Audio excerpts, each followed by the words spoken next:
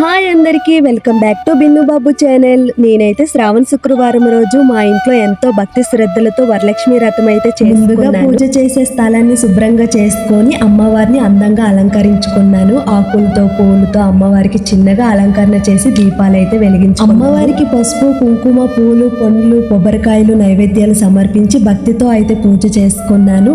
అలాగే నేను పిండి వంటలు చేసేటప్పుడు నాకు హెల్ప్గా నా హస్బెండ్ అయితే హెల్ప్ చేశారన్నమాట. మన సాంప్రదాయంలో వరలక్ష్మి వ్రతానికి చాలా ప్రత్యేకమైన స్థానమే ఉంది. వరలక్ష్మి అమ్మవారిని భక్తితో పూజిస్తే ఇంట్లో సుఖ సంతోషాలు ఐశ్వర్యం ఆరోగ్యం కలుగుతాయని నమ్ముతారు. ఇక వరలక్ష్మి వ్రత కథ విషయానికి వస్తే పూర్వం చారుమతి అని ఒక మంచి ఇల్లాలు ఉండేదంట.